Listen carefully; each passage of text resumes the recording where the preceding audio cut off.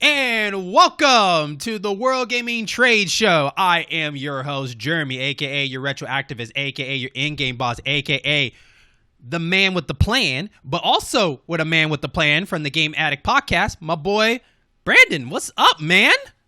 What is going on here? This is Brando, a.k.a. you're player one or player two on this podcast because I'm a co-host. I ain't the front runner. I'm not the guy with the gas pedal. I'm the guy over here in the passenger seat along with my buddy Jeremy. We're back here on the World Gaming Trade Talk Show where we're going to talk about some games, talk about games that haven't been around for a while. Maybe be taking a little snooze. Maybe the developers, maybe they've gone out of business. Maybe they changed their minds. And they haven't done anything with these titles or games in a while. So we're going to come up with some ideas. We're going to try and bring them back into relevancy in the gaming world and try and talk about what developers should tackle these. Should it be the old guys? Should they come back and have another shot? Or maybe it's somebody new. Maybe it's somebody you've never heard of.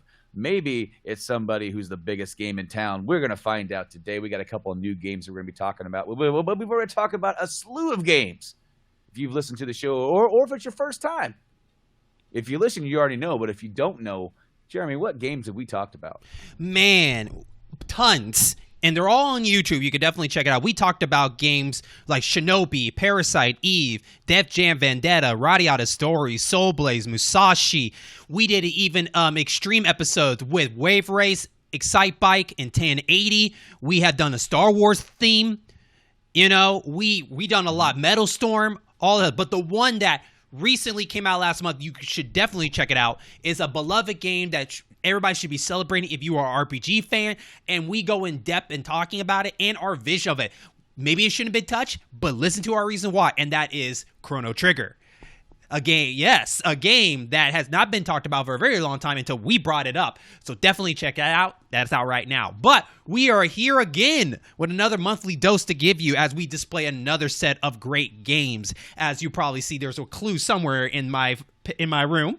But I'm very excited for this one, as I am for everyone, because I love this show. I love talking about these games. I love the idea that we talk about video games. We talk about these classic games that people forgot about it. I love it. And talking about the voyage and everything like that. Let's get a little dark for a moment and talk about the game that Brando here picked to put on display. What do you got for them? So this game hasn't been around in quite some time. This series, unfortunately, came out at a time when, man, game development just didn't take as long as it used to, and they were trying to pump out new titles all the time. And unfortunately, with each subsequent title release, the sales went lower and lower, and then they just kind of just fizzled and disappeared. There's been a few start and stops with some new ideas. What game am I talking about? I'm talking about Legacy of Kain Soul Reaver, specifically Soul Reaver. Okay. Now, piece of resistance. What a moron. But at least he got to keep his soul. Introducing a world where you take more than life. You take the soul. Soul Reaver. Now, Legacy of Kain came first. It was this thing. That is a part of the story. Yes, it is. But what game did Brando play first? It was Soul Reaver. It was Soul Reaver. Legacy of Kain, the original, it was almost like a kind of like a top-down hack and slash type deal. Completely different. Soul Reaver was completely different story. Story originally released on the PlayStation 1, where it was kind of a platformer, puzzle solver, and you would like kind of climb around and you would glide, and you would have to eat the souls of like beasts and vampires. And Soul Reaver, like you were a vampire who fed on the souls of vampires.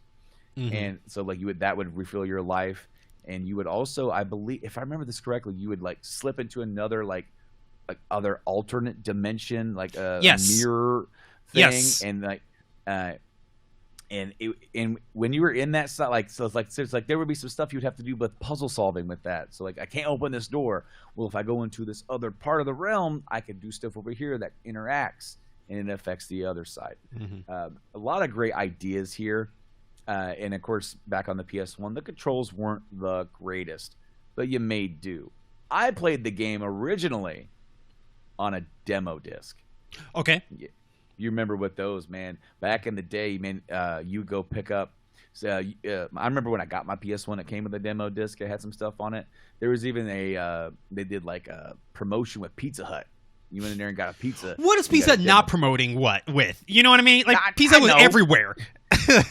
I know. Yeah. Know, but then there was a magazine called the Official U.S. PlayStation Magazine, and every single issue you got a new demo disc, and you got some games to play, try out, a few levels here and there, and then you got some trailers.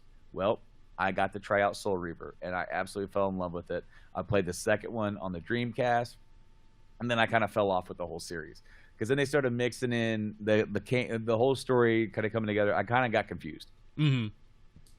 But why am I focusing on Soul Reaver? Well, one of the things I want to do with this, I want to use Soul Reaver as like the reopening of this entire franchise again. I do want this to bring back Kane and all that stuff, but I want to start it with Soul Reaver. It's almost kind of like you're starting it with Star Wars. Episode 4 is like right in the middle of the story, but it's the first one released. You're like, what's going on here? I kind of want to do that with So this. is this going to be a reboot though in your aspect? Is this going to be like kind of like rebooting it and okay. Yep. Okay, go on. Yep. It's going to be an entirely new reboot. It's going to be an entirely fresh take on it. So we're going to be updating the story. We might not even be keeping everything 100% the same. It's going to be a whole new reboot. And one thing that I liked about it was the kind of the platforming and traversal, even if it was a little bit challenging in the puzzle solving.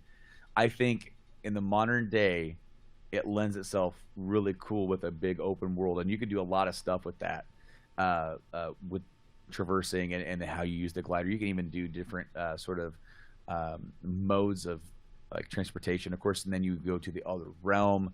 I think it'd be really neat if you could find like little like Banff portals or something like that, where like I need to get up there. Well, if I go into the other realm and I go into this portal, it'll pop me out in the other realm somewhere else, like and then in the normal it almost combines a little bit of like the portal puzzle solving in with it as well by utilizing the. Let me pause you there for a second. Have you played Darksiders? Yes. Or even like the new God of War?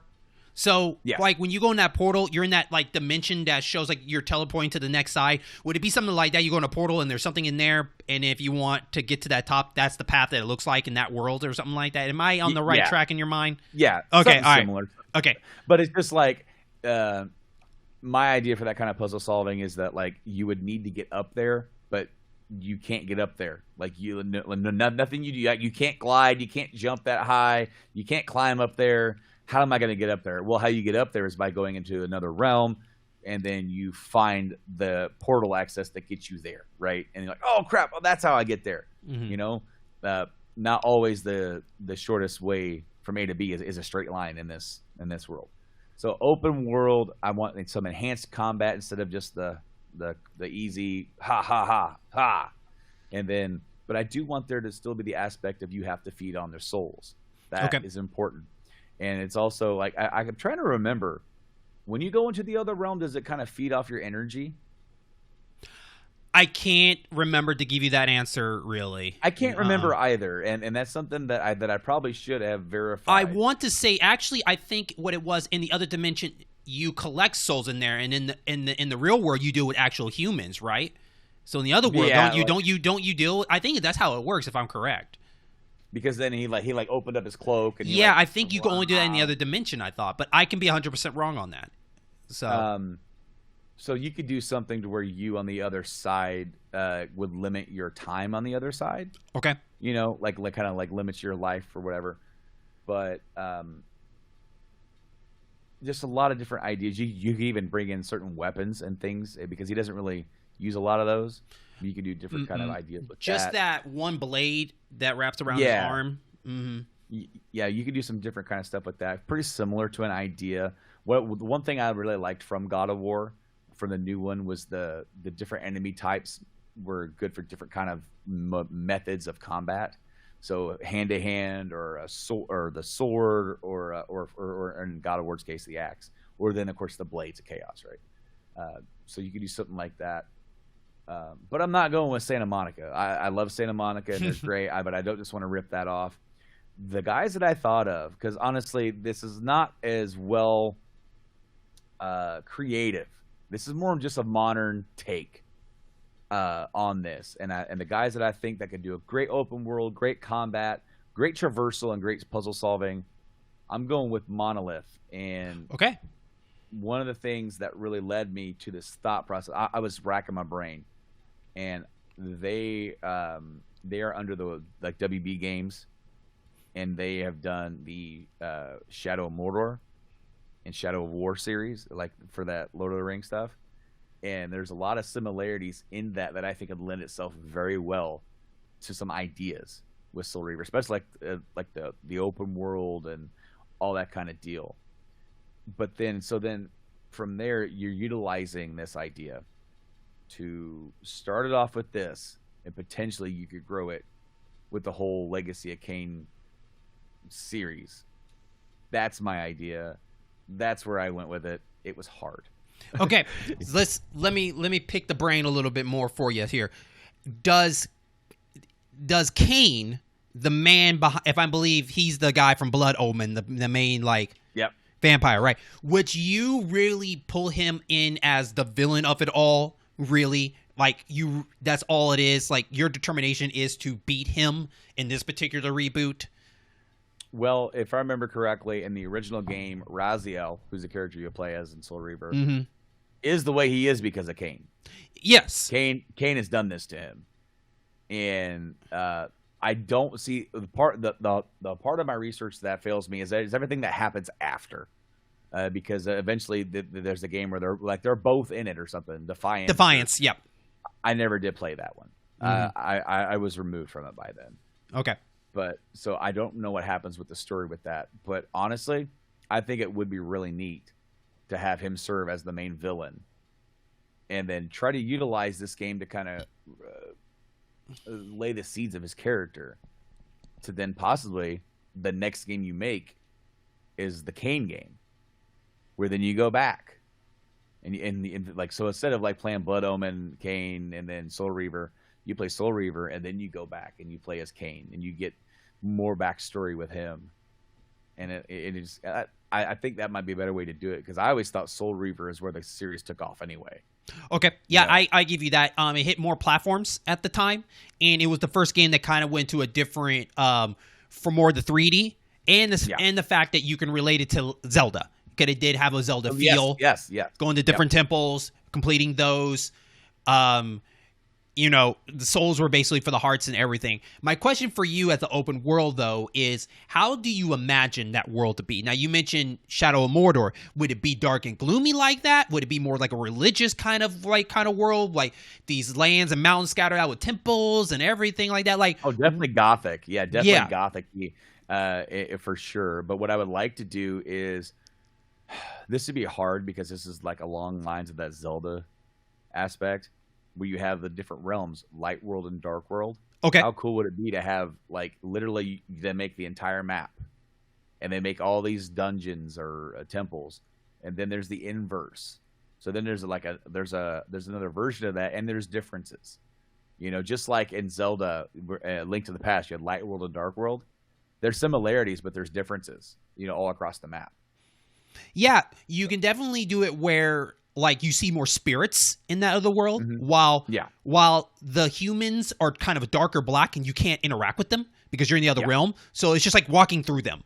That'd be kind of it's like you're in the astral plane kind of deal. Yeah. That might be a really cool idea. It'd be kind of cool to see like the sky kind of twisted up, like a different color or something like that. They really just show that you are in a totally different world. And then that's where you're talking about in that other world, you have a limited time that takes away probably your soul points if you're staying there too long or something like that. What I would like to see is that have something eventually where you get an item or a tome or a trinket or whatever that allows you to stay there permanently. Like, you could switch. So starting off, you're limited. Yeah, it's kind of like Twilight Princess, right? Like, yeah. Mm-hmm. And then eventually you're able to master it, and you can stay as long as you have that trinket or whatever you have. If you go over there, now you're not getting hurt by it anymore. Now you're mastering that other realm, and it helps strengthen you as a warrior, because then how cool would it be while you're engaging in combat to, in combat, start switching back and forth? Mm-hmm. And wouldn't that be just like you enter an area and you have enemies on both sides that are coming after you? You have the humans or whatever, and then on the other side you have those, and you have to clear it both before you go through. And you can actually use switching as a tactic in combat. You know, like because when I see Raziel, he's he looks a little squishy. Yes. You know, he might not be able to take on a big, huge, hulking man of a guy. But maybe if he goes over into the astral plane or the other realm, he might be able to pull something to where he's able to beat some enemies by messing with the environment that affects the other realm. Okay. I see what you're doing there. Okay. Now, when it comes to the soul stuff, mainly the souls were only used really to fill up his health. If you remember the health grid, it was basically a spiral, right? Yep. And it's and little cracks. Realm, it got little jagged. Yeah. Is there something you want to evolve about the souls? Can these souls be used like to enhance your abilities or build up abilities? Like kind of like, you put enough points on a bar and it fills up, and then you unlock that ability or something like that. Like he can astral project himself, or he's a vampire, so some vampire abilities. Like anything you could do with souls in your head that you can think of. Well, because that's very similar to like God of War, like with the different kind of orbs that you would get, right? So you get the health orbs, magic orbs. So maybe you would have some different, like after you beat like bosses, you could get like skill orbs or skill souls or whatever. Okay. You know, like after you beat a boss, you would get like something to try like and enhance your like your palette of weapons or skills or whatever. I think that'd be kind of neat. Okay. And then that would be kind of like Zelda 2, where you would have progression based off of defeating the bosses. You know, in Zelda games, your progression is based off of the dungeons and getting the item in the dungeon and using that item in the dungeon against the boss to then get whatever you need to beat the game. And this one, like you would beat the boss, you would get skills, and then you were like, what am I going to do? How am I going to further how I'm playing my character? Do you want him to have assortment of melee weapons he can either retrieve like during fights, something that's permanent to him, that switch, like on a wheel or something like that? When people pause the game, they can pick a weapon. Do you feel like Raziel should have like a different variety of weapons at all, or should it be more of the ability that he is capable through his souls? I mean, you're definitely going to have melee combat, so no, you're going to want to have some different weapons, and I like that God of War idea where you have like the three different. You have hand to hand, you have a sword, and then you have his little dagger, and each one presents like advantages for every kind of enemy and situations. It's basically kind of like a rock and paper scissors type deal where you can end up eventually fighting all different three types. And then if you're going hand to hand against a dude with like a shield, you're not going to do nothing to him. You're going to have to switch it up. But also, I like the idea of then if you're punching a dude with the shield and then he's like, "Aha, you're not getting me," all of a sudden it's like, "Bamf!" And now you go into the other realm and come out behind him. You can use that other realm transferring. It's almost if you can get an ability that it could be a switch moment. Like if you hold down a button on your controller, you automatically switch to that zone for a second, and if you let go, you're back to the real world again, and everything slows down for a second. Like it's basically putting everything in slow motion, but you're going in another dimension for a substitute for that situation, if that makes sense. What I like about this is that with the modern consoles, and I don't know if you've seen gameplay from the new Ratchet and Clank. With how they're able to go through the wormholes and how they're utilizing the level design of it. It instantly transports you to another part of the level. Like it's seamless. It looks phenomenal, and they're able to use these SSDs for greater storage of information. And I think that would be really key into making the combat of this, because if you're going to switch and go to another realm, it should feel more seamless and not as like, oh, I'm going over here, let me just walk over here and then hit the guy. I want it to feel flow. I want the action to flow. I want it to be not slow and clunky. I want it to be like, man, you feel like you just, when you clear a room or you whatever, I want you to like have to like, you're sitting on the couch breathing heavy because you're thinking about all this stuff on the fly, and there isn't any break in it. It's like you're just I want that idea of sliding right through without any sort of hesitation. Okay. All right. Right on. The developers I picked, it's funny because they're known for more of their story-based games, kind of like Life is Strange, Tell Me Why, their newest one, Twin Mirrors. And one of the games they did a while back was Remember Me. That was a Capcom game. If everybody remember that game, it was an interesting game at the time. But the one that really, really got me was Vampire. If you remember that game at all. Yep. And that was a game about the same thing. This guy turns into a vampire and he has to figure out himself and figure out, like, I'm getting used to tasting blood. I'm getting used to, control people's minds, learning the vampire. And I feel like that's what I think he should feel like from Soul Reaver. And I feel like that we need him to kind of discover this ability, and we need to see it kind of grow as he goes and see the drama. Maybe life choices, maybe in certain situations that he knows he has to take souls from to keep going, because that's his life source. No souls, he dies. He's a special kind of vampire, right? Yeah. So maybe you could play something with that. With the combat, I think it's kind of challenging. Like, how would I want the combat to go with? Do I want it more like, say, Batman?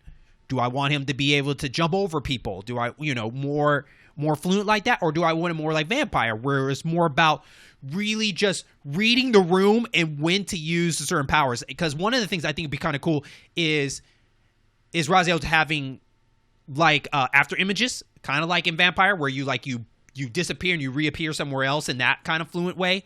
I think I just want to see more vampires in the world. I think I would like to see this game get really religious, where we're seeing him learning about how humans react to vampires and see how they deal with that. I think Soul Reaver and a bunch of them we've seen like vampires on pikes in the game probably, or something like that. I kind of want to just really want to feel that other side. I actually want him to befriend a human that kind of understands that they have the same common goal to go after Cain. I think that would be very, very interesting in those kind of choices of, like, you can kind of get like Beyond Good and Evil, have a co-op partner that can kind of help you out and whatever. The Zelda aspects kind of have to stay there for me. I think that's what drew in really well for it. I just think it needs to be a little bit more challenging, where you use the abilities that you unlock to do better at what you're doing. Because I think we got the Zelda I think like the old ones did have the Zelda elements we have, but you didn't have to learn a new ability to me to really get across some of these temples.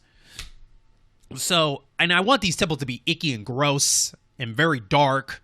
Like, yeah, it's really more is just graphically what I want to see this game being look like, more than like the meat of the game is. Because I think the meat they'll be fine with. I mean, yes, if you go back and play the old one, it's kind of dated a little bit. I mean, you're basically kind of like just locking on and trotting along and just wait for the right moment to like do a 1, 2, 3 and an uppercut.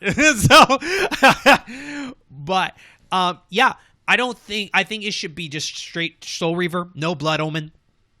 I think that Blood Omen should just go ahead and just no pun intended, bleed into Soul Reaver and just let it be for that. That means I want Cain to be more coming around more, being obnoxious and cocky. So maybe have some pre-fights and lose to him, because you're still learning. He kills people. He kills people that you care about. Like, I want more of that to give you the drive of this revenge that he wants to do, or figure out why was I chosen for this and whatnot. Because that's the same thing with Vampire. He's like, why was I chosen for this? And the funny twist is he's a doctor. He's a surgeon. So it's like you're a surgeon and a vampire. So like you have to work with blood and you have to still contain yourself. So that's very intriguing. And definitely what I really want is more Easter egg lore. So put me on side quests and stuff that brings me to this lore of this world. Because I think the old Soul Reaver, I never really got the lore of it. I just got the journey. And maybe I would like to learn a little bit more of the lore and all that, and learn more about the other vampires. That's another thing too. I don't remember seeing a lot of other vampires in this game that I can think of, other than bosses. But just vampires that you could be friends with or get to know. That would really help you bring out the lore. Now, my question for you is, compared to Shadow of Mordor, would you like to have kind of like the territory Like he can raise an army or something like that, or anything like that. Would that be something interesting? I don't know. Okay. I'm not sure. I'm not sure if I would go that route with it. Because I was thinking about how they kind of did that, and I'm not sure if I would do that for this, like, because really what he's doing is that, like, he's going around and he's like feeding on souls, and he's doing all that shit. So he, like, I don't know. I've always taken Raziel as more of like a loner. Okay, that's fine. Okay. So based on our picks, have you played Vampire? Have you heard of it? I haven't played Vampire. Okay. I have heard of it, but I haven't played it. Okay. I do have Remember Me, and that's like the only one that of those that you said that I had that I haven't played. But okay. I mean, like it sounds awesome. I like the idea, like you said, of like being a little bit more tactful about it. Leaving the after image, I think, is really cool. Mm-hmm. Just different kind of tactics that you can do, and you said like the whole Batman jumping over thing. The one thing that I really liked about the Batman games is that how you played the game. They had sections where you're just fighting a bunch of people, and you had rooms that's what you did. But then you had like your stalking rooms, your stealth rooms, where you're up there on the gargoyles and you're just like surveying everything, and you're using your gadgets and you're doing different takedowns. I think that kind of thing is kind of cool too, especially if you're a vampire. Mm-hmm. You know, lurking in the shadows, hiding up there up on your. Well, I mean, not Batman gargoyles, but maybe like some of their. Isn't one of the covers he's on something lurking down? I think I can't remember. I thought there was a cover like either the second one or something like that. He's just kind of like lurking over something. I could be wrong, but yeah, the one I have, he's just on a rock. So. Yeah, yeah. But no, man, like really cool ideas. I dig it. Yep, your developer is an interesting choice too. I like your pick for that. It just be interesting because like don't nod. They're not the best graphically, but I think that based on what I saw for Vampire and what I like about it, especially like where you choose depending on it's like the risk and take kind of thing. Like you can choose to take this person's life for more points for yourself, but then that might cut you off from other stories that person can have. Mm-hmm. And so that'd be kind of interesting if Soul Reaver wants to go that route. Even like giving up your like that's another thing too. Like would a risk and take work for Soul Reaver if you decide to level up something, would you be weak on something else? Like, would that be a huge outcome, right? Like, I want to be stronger in my soul ability, like more abilities like project or mind control a person that I can be first person and use them, but maybe I'm weak on physical. I don't know. That might be something to think about because Raziel is not physically, I mean, he's not, but vampires are strong. Right. So, and what about water? Like, could you learn the ability to be resistant to water? I don't know. There's a lot to go there to do with this game. And so, yeah. So, anything else you'd like to add to this Soul Reaver bunch? I think we about hit it, man. But it is something that I would like to see come back. Soul Reaver's been a long time. Yes. And, here lately, it's like I'm thinking back on games like we're almost at the point where here on the show we could throw on Metal Gear. Like 6 years ago was the last one, and it seems like we may never get another one. You know, so it's like what will we do with it? We could almost include that. Maybe in like another year or two we could throw that on here. Yeah, that could be like our next special, like Chrono Trigger. Yeah, right. Yeah, but like it's just I really feel like because I mean.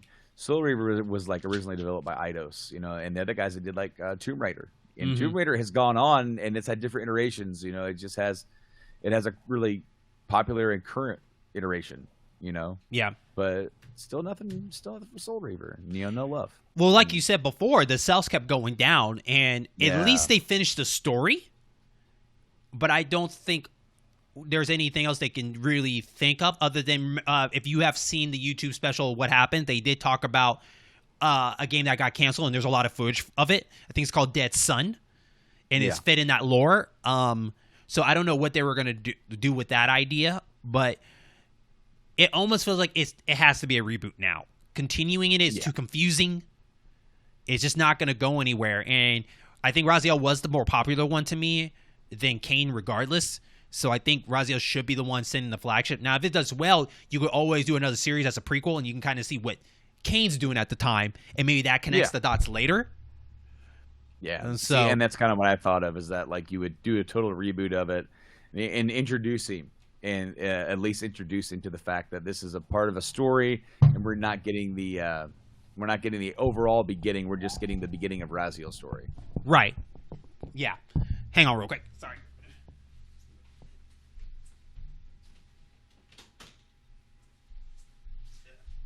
Cat being a cat. All right. So. There you go. All right. Let's get it into our next big game that has been gone for probably, I want to say, around the same length as Soul Reaver, I want to say. And one of the things funny about this show is that people don't know is that we do not talk about really what game we're going to do before the show starts. It's more of when we're ready, we just talk about, hey, this is a game we're going to do. And then he does the same thing with me, and then we go our separate ways, and we come back. And what I like about it, too, is we don't know what developers we picked. So just now, I learned what he picked, and he learned what I picked. And it's the same thing with this next big pick. The next big pick we're going to talk about is a very popular game around, I want to say, 2003. That was it was the year I graduated from high school, actually, in 2003. So this game was a risk-taking game. It was part of a big project for Nintendo. It's a Capcom game, and it spun off. Somehow it started slow, and then it picked up steam, and then it just dropped. And that is Veiwtiful Joe. Beautiful Joe. Till then, ta-ta. So, for people who don't know, Veiwtiful Joe started in 2003. Then a sequel came in 2004, followed by another game that was more like a Power Stone Smash Brothers called Red Hot Rumble, followed by a DS game called Double Trouble. And so, for people that don't know, Veiwtiful Joe is very simple. It's about a boy named Joe and his girlfriend Sylvie went to the movie theaters. They went to go see Joe wanted to see his favorite superhero movie named Captain Blue. Captain Blue's in trouble. He needed help. So somehow you find out in this world there is 3 realities, and there's one for the movie world. So he reaches out, grabs Sylvia, and Joe goes in there, and then he becomes a hero too, known as Veiwtiful Joe. And he has to go save Sylvia from Captain Blue. That's it. It doesn't get more ridiculous than that, right? Yep. And so in this game, after it stopped, during that time, sorry, let me rephrase that. When it was going on, it got an anime. It got 51 episodes, but only the first season was in America. So, and then, in 2005, after Double Trouble on the DS, it just stopped. No more Veiwtiful Joes. No more of it. Because you saw the downfall of Clover Studios. That later became Platinum Games. A lot of developers have left Capcom. One of the main ones is Hideki Kamiya. Yeah, Hideki Kamiya. And he's one of the main developers for Platinum Games. His recent one, I believe, is Astral Chains on the Switch. Definitely go check it out. And the funny part about this, too, is during all that, he was also special guest characters in Capcom vs. Marvel 3, or Marvel vs. Capcom 3, along with Testanuko and versus Capcom Ultimate All-Star Fighting. And that's the last time you saw Veiwtiful Joe. He was, he's one of those, we got the property, Capcom got the property, but we don't want to lose licenses to roam over here, Mm-hmm. I mean, hell, Akami has been ported in more consoles in other places than Veiwtiful Joe. Veiwtiful Joe is still locked on the PS2 and GameCube. Yep. There's no collection, no HD collection, nothing. This is a game that surprisingly got big and poof, disappeared. As you can see, I have a copy. Brando has had his copy. So before I go into one of the craziest stories about Veiwtiful Joe and we do our pick, what was your experience with Veiwtiful Joe to you, Brando? A buddy of mine had it on the GameCube, and that's when I checked it out, and it was wild. It was over the top. Yes. And so like that was the only time I ever really played it. I saw that the second one came out, and then it finally because the original one was exclusive to the GameCube for a while, and then eventually the PS2 version came out, and they came out with 2 on PS2 as well. But like I don't know why I never really did pick them up until I started collecting, and it was ironic. I wanted to get them both on the GameCube because I was trying to build up my GameCube library, and I found the first one, and literally the next weekend I went out, I found it on the PS2, and for some reason, they're not rare, but you just don't find them that often, you know, and I. Throughout my years of collecting, I've been collecting for about 7 years. I've only ever come across, in my area, 1 copy of Veiwtiful Joe 2 for the GameCube. Okay. And that was after I already bought it. And you know, I had to tell myself in my collecting, I don't need another copy of this. I don't need to get it because I have it. It's just on the PS2, and it's fine on the PS2. But you know, it is really amazing that nothing has really been done with this for so long. Because just while you were talking, I looked up the review scores for the first Veiwtiful Joe, and like it's across the board very, very favored. IGN gave the GameCube version a 9.5. GameSpot a 9.2. GamePro 5-star. Game Informer 9.5. Like, how can a game this highly rated not be given an HD re-release, not be given a collection re-release? It doesn't make any sense to me. That's what I would do with it, actually, first. Before I would make a new Veiwtiful Joe, I would actually re-release 1 and 2 as a collection on the Switch. I agree. Probably, I mean, I do say for the Switch because that's my target market. I would also put it out on the other consoles and PC. I'm not a elitist or anything like that. No, but I'm looking at the Switch market. I feel like they would eat this up. Yes, and, I agree. So that's where my pick comes in.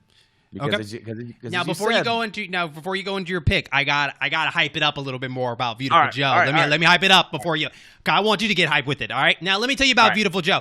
People want to know why Veiwtiful Joe should come back. Let me tell you why Veiwtiful Joe should come back. When you jump into this game, first of all, the commercials is crazy, and when you saw pictures of this, you probably didn't know what the hell's going on. You have a character in red spandex with a giant V on his head, and it's a 2D beat 'em up game. But it's not like a beat 'em up game you think it is. It's not more of like, you know, a bunch of enemies come in and you're doing all this stuff. No, there is stuff that you do in the movie world. Like, for instance, slow motion. You do slow motion. You do more damage when you're hitting slow. When you're doing these blows, you have to pick at the right time because you're actually in a movie where you're seeing the cut reels above and below. And you have a bar, and you can use that bar as much as you want until it depleted. And you can share that using either you want to do your speed, you're so fast that you're seeing after images hitting everybody, or slow it down. And you have to use that back and forth depending on certain situations. For instance, there might be an enemy, and these enemies look like the goons from Power Rangers, you know, with the little gas mask right here with the eye, like, you know, kind of like all that kind of stuff. Like the putties. I think they're called the putties or something like that. Yeah, they look like the putties. And so you'll have guys dressed in cowboy outfits and everything. It is ridiculous. But they'll shoot a gun at you and you go slow motion and you can hit that bullet right back at them. And then if you speed it up, it goes faster. So you can pick and choose whatever you want. But you also it's also collecting stuff. You have to collect their abbreviation of gold coins to get better equipment for yourself, either like a longer bar, other special abilities like pulling out a bomb out of nowhere and catching on your knee and you're bouncing on it and kick it off to somebody. You could throw your V blade at somebody, you know, and you're going through all these different themes of action movies. Like you're in the city, next part you're like, it's been so long, I'm just kind of paraphrasing a lot of stuff here, but you're going to factories and everything. But I remember the boss fights being very long. Like, these boss fights were very long fights, and that may be something that needs to cut down a little bit. But I mean, I think the first boss fight is like kind of like a Tyrannosaur, like a Triceratop or something like that. Some kind of monster you fight, and I love it too because just the fact that like when you go to the next scene, the camera moves like a movie scene, and also it helps about the element. I mean, the environment. So for instance, like you might see this little thing floating up in the air. If you slow motion, everything just shuts down. It will fall down to the ground. You get up and you can float back up. It flies faster. So it's kind of messing around with physics at the same time. It sounds ridiculous, but it is ridiculous. Like if you play it, you think I'm just joking around, but that's what it is. And hopefully some images I'm putting on the screen right now will show you what I mean. And I just thought it was crazy at the time. And this is during Capcom, like, we're going nuts. Like everything was on sale nuts. Like, you like Devil May Cry? We got Veiwtiful Joe for you. Hey, you want a magical dog? We got Okami for you. All right? You like zombies? We got Resident Evil. Like, Capcom was at the point they could do no wrong. Everything was just a banger. They were just hitting out everything. And honestly, to tell you the truth, I didn't think Veiwtiful Joe was going to make the cut because I thought it was just too out there. You know what I mean? It was like almost like it's too Japanese, even though it's trying to relate with America, with Hollywood style and everything like that. But it was worth the risk. Now, the reason I brought this up because there's a phenomenal story behind this. If anybody don't know this, there was a special project during the Nintendo GameCube era. And we have to remember that PlayStation was on the top. Like, PlayStation was hot. Everybody owned a PlayStation. Either it was for games or DVD player, whatever. Okay? But everybody was developing for the PS2. Like, if you were a gamer, you were nuts not to own a PS2 at that time. And GameCube was struggling, Nintendo, because Nintendo was getting shaped into more of the aftermath. They were not getting the bangers anymore. Everything was going to PlayStation from Square Enix, all this kind of stuff. And even though the GameCube is a very powerful system, it was a powerful system. It just wasn't getting a lot of looked at because everybody was just saying all they got on there is Nintendo games. And the little disc thing was a little weird for people. I don't know why, but I get it, I guess. So one of the people that they definitely worked well with was Capcom. Capcom, you have to give Capcom credit during that time because Capcom really worked well with developers, really making like, hey, this is for PlayStation, this is for Nintendo. Xbox, they did some stuff for Xbox. I mean, they got Steel Battalion, so that they show some love over there. If you like Steel Battalion. Anyways, but they wanted to help Nintendo out, so they did this project called the Capcom 5 project. Do you remember this project, Brando? You remember the Capcom 5 project? No.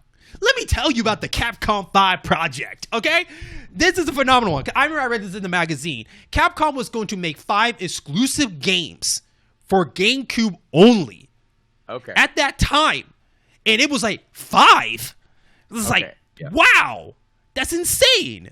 So let me tell you what those 5 games are. You already know one of them is Veiwtiful Joe, right? And I'm pretty sure I know what some of the other ones are. Yeah, but one of them is PN03. If everybody remembers that cover, white cover, girl holding up her hands up with the cool sunglasses and everything like that. That was a Shinji Megami game.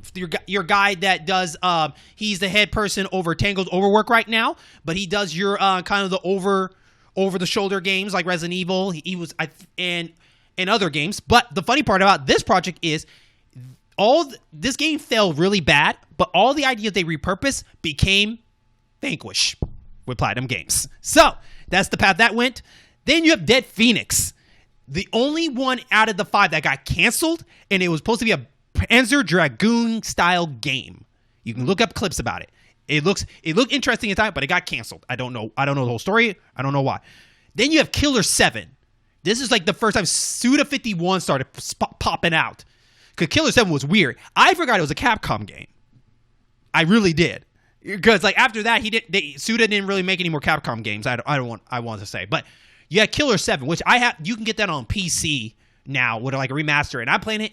It is confusing as hell, but I promised myself I'm going to try to beat about it.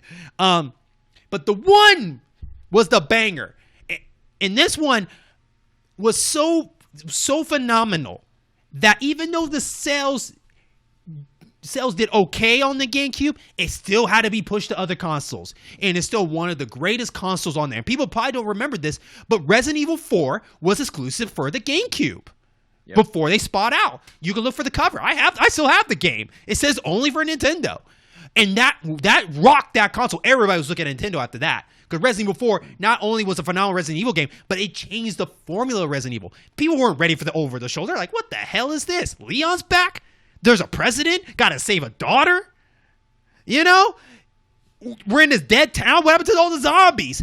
That was one of the big, that out of that whole list, that and Veiwtiful Joe were the two biggest risk-taking ideas out of that set. And I like people to do more, love people to know the story, but because Capcom 5 was a very important moment to me personally for Capcom and for Nintendo, because you just never saw that. When's the last time you heard developers that said, we're going to work on a project giving you 5 games exclusive to your console? I don't know any developer has done that before. For a console. Have you heard someone do it for Xbox here? Square Enix like, we're going to do 5 games for Xbox. They didn't even do that for PlayStation. Yeah. You know what I mean? That's just insane. And that's how Capcom was like so daring at the time. And so that story is so crazy. Do you now remember the Capcom 5 project, Brando? Okay, so I didn't remember the name of Capcom 5 project, but I did know that they definitely made a concerted effort to give exclusive titles to the GameCube. And you said it just right then and there. It was like Resident Evil 4 was the biggest one. Mm-hmm. And ironically, it went to the PS2 eventually. But for that time, because they did, like before that, they did the remake of Resident Evil. They did Resident Evil 0.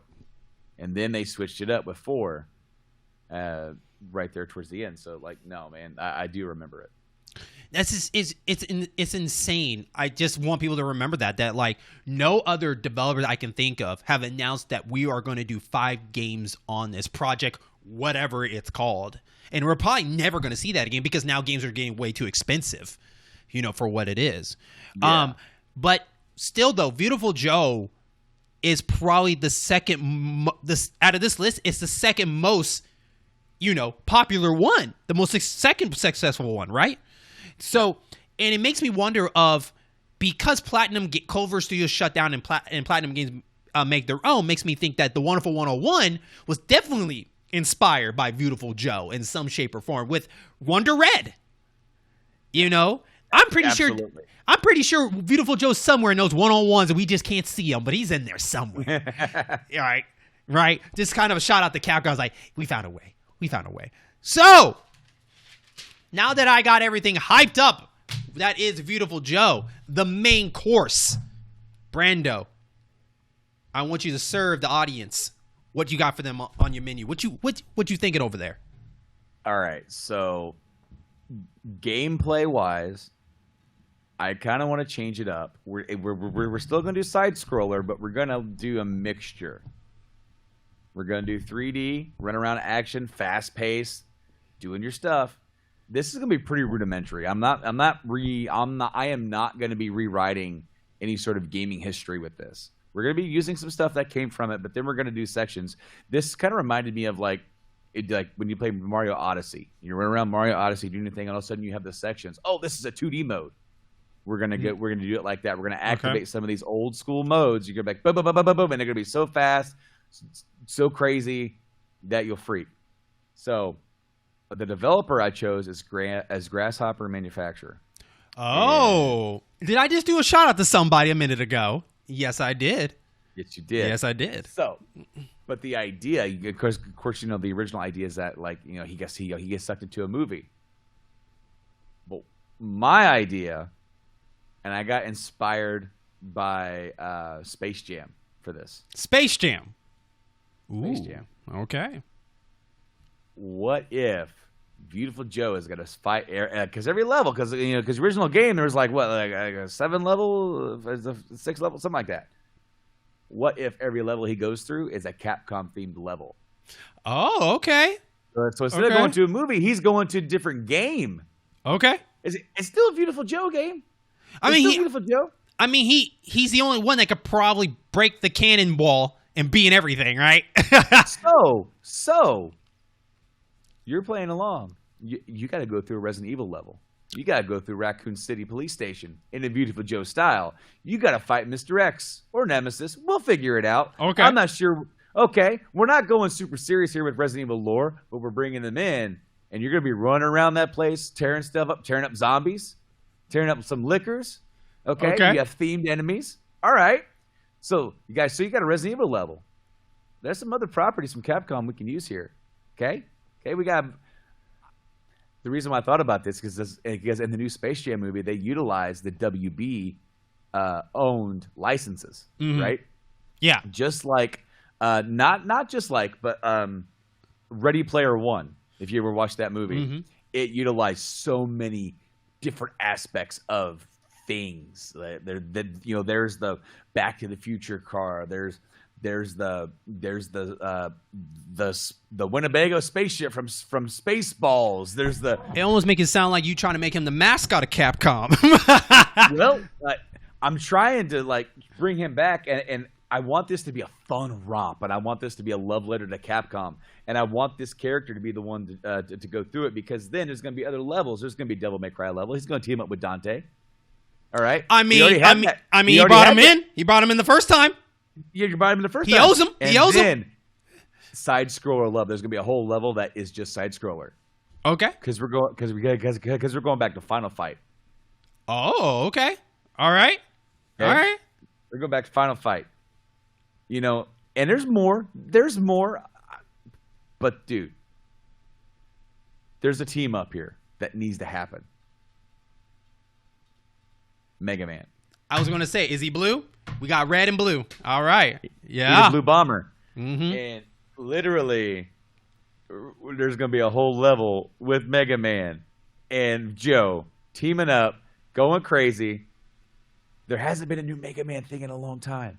Not since 11. Yeah. No. I mean, yes. Okay. So there's been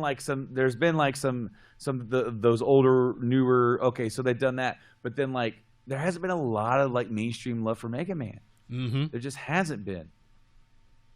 One of the biggest properties that Capcom has going right now, other than Resident Evil, is it's Monster Hunter.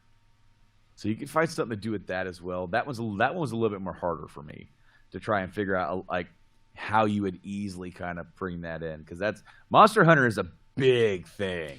That might be more of it can be an element that he unlocks for a special move or something, and that could bring a Monster Hunter person in, or maybe a weapon for Monster Hunter or something like that. Yeah, because then because they also own Street Fighter. You can do something easy with Street Fighter. That'd be neat. And they own Ghosts and Goblins. You can do something with that, because that's old school. That's even going further old school. Bionic Commando. Mm-hmm. Yeah. How cool would it be to see Joe get hit and all of a sudden he's in his boxers? He's like, ah! Yeah.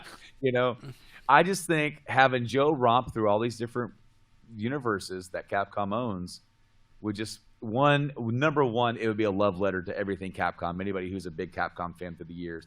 But two, it would utilize some of these things like Mega Man and Ghosts and Goblins and things like that just don't get used. And of course what's big? Resident Evil, so we're going to be using that a little bit as well. You'll get those guys involved. So obviously, if you're going to have Grasshopper develop it, you are going to publish this through Capcom, because they're the ones that own it, and that's the only way that you're going to be able to get the clearance to do anything about this. And then of course you got cameos. You got cameos for days, man. You can have so many different things, just like we said, with different characters, different special moves. Phoenix Wright could pop in. Right. Yeah. So, Veiwtiful Joe could be put on trial for breaking the universes, and Phoenix Wright is coming after him because he's a prosecutor. There you go. So then you have to defend yourself, and basically that whole segment, it just plays kind of like just an Ace Attorney game, but it's just literally it's almost just like a cutscene. You just have you're Joe defending yourself in a courtroom against Phoenix Wright. It would be awesome if they found a way to have the villain saying that I've been in these worlds all along and no one noticed. Yeah. I mean, it'd just be a really fun way. Again, the game's gonna be beat 'em up. I want there to be a 3D element because one of the games that Grasshopper makes is No More Heroes. And so that's the thing where you run around, you do a lot of beat 'em up that way. But I want this to be faster paced. I didn't, I knew the history with Platinum. I didn't want to go that route. That's easy. And so I tried to find somebody else. I'm like, well, No More Heroes could do this. And then I'm like, well, what would I do with it that would be interesting? That was the hardest part because I don't want to mess with the formula that is Veiwtiful Joe. You can make a big open world and do all that stuff, and that's fine. But it has a certain flavor and a certain niche about it that, man, playing this game should just from beginning to end be an absolute joy. And you should have more fun with it. And I feel like if you overcomplicate it with game design, then it's going to end up just like folding in on itself. That's my opinion. That's my take. But I'm interested to hear what you've got. First of all, I love that pick. I didn't think you were going to break the barrier, the Capcom barrier, to make it happen. So I like that. I was more still 2D, but I wanted it to be 2.5. And what I wanted it to be where it's still 2D with 3D elements that he can interact in the back, in the forefront, and the background, back and forth for certain elements, and lay on more of the ability he can do in the film world. So other than being in different locations, which I want more of these high spectacle, more moments like in movies, like the Towering Inferno. Like, it'd be so cool to see him in a fiery house making his way down, and he has to fight his way down, all stuff. But I think it'd be kind of cool if he can use cuts as special moves. Like, say you have an enemy and he does a move that cuts the film strip for a second, everybody falls off, and then he can tape it back together or something like that. That'd be kind of cool. That could be ideal, like if you want to use like a touchscreen or something like that. But regardless, though, some of the abilities that he would get would definitely just turn it up to like an 11 for the 2D forms. And so, for instance, for the backgrounds, I'm talking about like I want more of like the action movies. Now, you mentioned you were talking about going to different worlds. I was also thinking of some of these Capcom Easter eggs come in as like on his way in this movie world. So like they kind of crash into his world more than he goes into their world. Okay. And so that will be interesting. And you're finding out like, why is this person here? Why is this person here? And I think it'd be funny because they can kind of make fun of themselves doing that. And especially kind of like when you're helping these guys out, then you get a certain ability with them. So, like, for instance, like if you help out with like Mega Man, if Mega Man comes down there with you and he you're with him for a moment, he gives you some ability and then he moves on or something like that. But those are some ideas that I have for that. Other than like I said, back to the abilities, like cutting the film in half, or when you're fast forwarding, stuff goes fast. I think we need to be a little bit more diverse with the enemies to kind of push more of your ideas. I think they keep using the same type, so I want some new ones in there to kind of spice it up and whatnot. But mine is very simple, weirdly enough, compared to like all our previous episodes. I kind of go a little bit over the top, and you went a little bit over the top this time, so it was kind of interesting.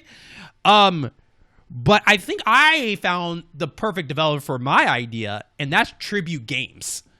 Have you heard of them? Tribute? Yes. No, tell me. Okay, so maybe I do.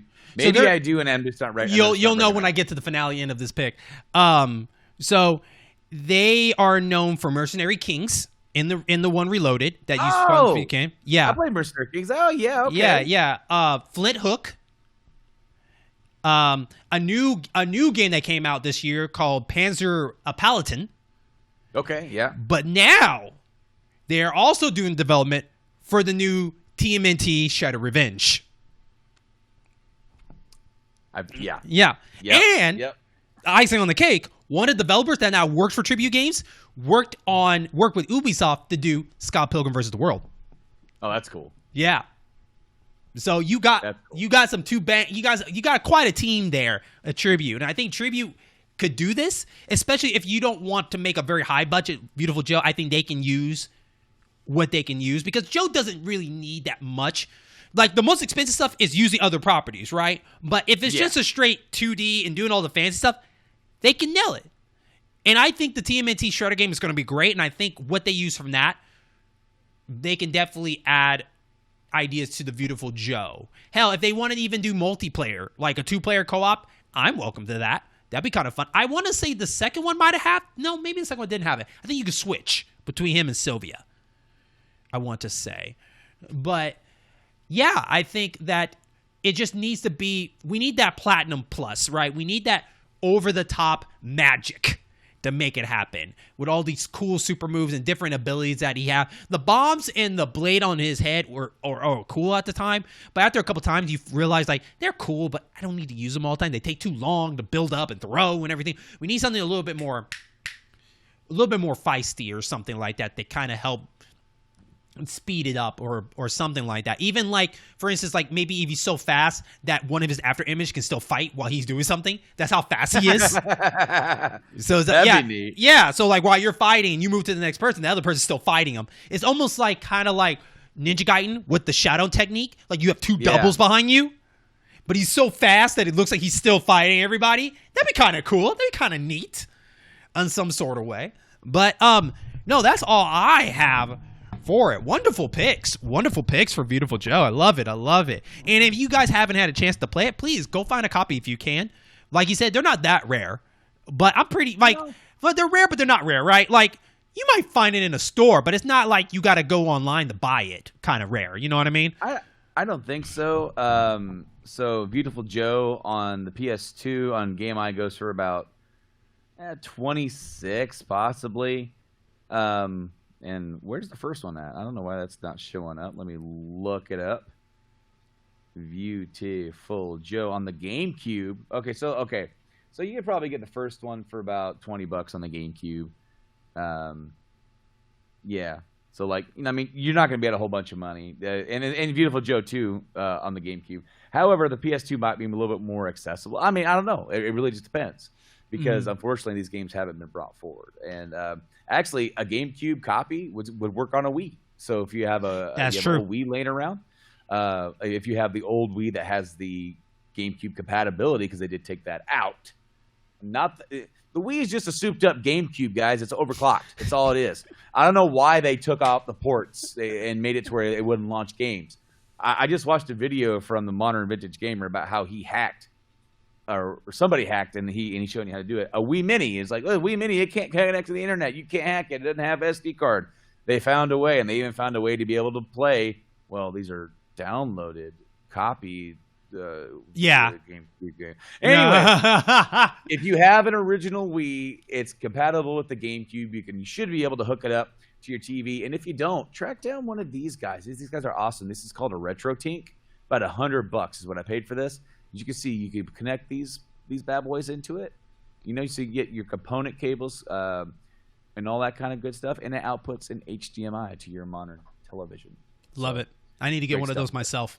So, but that is it for this Trey show. But it's not over. We always have more games to talk about because there's always some games in the backlog for everybody to be aware of. And of course, it's not over because you got a lot of catching up to do. If this is your first time listening to this, then start working your way backwards, starting with Chrono Trigger and keep going back because there's a lot of games we talked about that we would love to hear your comments, your opinions, your concerns. Hell, if you're nice enough, leave a comment down below to what games that you think we should do. We did Duck Hunt and Kung Fu. That was the thing. Yeah, God. We did. So every episode's a wild card. And we love doing it. So before we go, you can find all our shows on YouTube because the network, by the time you listen to this, the In-Game Boss is YouTube only on the network. So definitely check out all our great content on this network on YouTube. And we can't forget Game Addict Podcast and other stuff. Brandon, let them know where else they can find you.